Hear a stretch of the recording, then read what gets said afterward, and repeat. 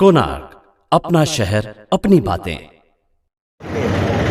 माननीय आमदार गणपत शेठ गायकवाड हे गेले 3 टर्मचे आमदार आहेत आणि जनमानसामध्ये कल्याण पूर्वेमध्ये त्यांची एक चांगली प्रतिमा आहे। सगळे म्हणजे भाजपचेच कार्यकर्ते नाही तर सामान्य पब्लिक सुद्धा जी लोकसंख्येमध्ये जेवढे पण काही आहेत ते सगळे दादांच्या पाठीशी आहेत आणि भारतीय जनता पार्टीच्या महिला कार्यकर्त्या पुरुष कार्यकर्ते मोठ्या संख्येने इथे उपस्थित आहेत आणि आमचा सर्वांचा आमदारांना पाठिंबा आहे।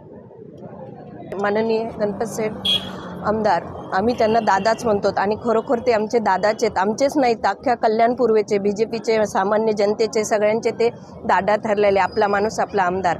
आणि हे त्यांच्या आतून झाले ते एक फ्रस्ट्रेट झाले। एखादा माणूस किती सहन करणार आणि त्यांच्या मुलावर आले म्हणून हे झालं। पण काही हो, कोणतीही परिस्थिती असो, आम्ही सर्व महिला बीजेपीच्या आणि जनता कल्याण पूर्वेची जनतासुद्धा कार्यकर्ते एक ना एक छोटा मुलगासुद्धा आज दादाच्या पाठीशी आहे। कोणची परिस्थिती हो, काही हो, आम्ही त्यांच्या पाठीशी आहे। ऊन असू, पाऊस असू, वारा असू, आम्ही त्यांच्यासोबत आहे। कुठेही काही झाले तरी आम्ही आज त्यांच्यासोबत आहे। आमचा पूर्ण महिलाच्या वतीनं त्यांना पाठिंबा आहे। बस मी एवढंच सांगते।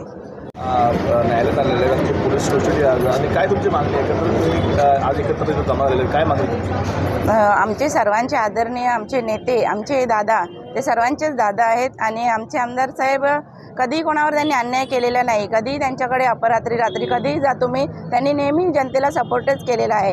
आज त्यांना आरोपी म्हणून ठरवण्यात आलेला आहे। तर आज खरंच त्यांच्यावरही अन्याय आहे, आमच्या सर्वांवर एक जनतेवरच एक प्रकारे अन्याय झालेला आहे। आज त्यांना आम्हाला समजलं की आज त्यांना कोर्टात घेऊन येणार आहेत। त्यांना बघण्यासाठी आज सगळ्या महिला, सगळे कार्यकर्ते, दादांचे जे कोणी समर्थक आम्ही सगळे आहोत ते सगळे दादांना बघण्यासाठी या ठिकाणी उपस्थित राहिलेले आहोत। तर आमची एवढीच इच्छा आहे प्रशासनाकडे की आम्हाला त्यांना एकदा भेटू द्या किंवा बघू द्या तरी। काही दिवस अगोदर तुम्ही आमदार यांच्या पाठीशी खंबीरपणे उभं राहणार, त्यांच्या कुटुंबाच्या पाठीशी उभे राहणार, आज तसे तुम्ही इथे पण उभे राहिले, काय एकंदर काय जाणार पूर्ण? हो, आम्ही तर दादांच्या पाठीशी नेहमीच उभे राहणार आहोत, कारण की खरंच त्यांनी कधीही कोणावर अन्याय केलेला नाही आहे। एखाद्या वेळेस जेव्हा अति होतो तेव्हा कुठेतरी ते अति तेथे माती आपण बघतोच आहोत। तर तशा प्रकारचीच एक गत झालेली आहे। त्यामुळे आम्ही दादांच्या पाठीशी नेहमी सपोर्ट राहू, त्यांना आमचा सगळ्यांचा सपोर्ट नेहमीच राहणार आहे। जर हा प्रकार एकत्र थांबला तर तुमची पुढची भूमिका काय राहणार? ॲक्च्युली हे सगळं थांबायलाच पाहिजे। आम्ही काही असू दे, आम्ही दादांच्या बरोबर नेहमी राहणारच आहोत। कोणार्क, अपना शहर अपनी बातें।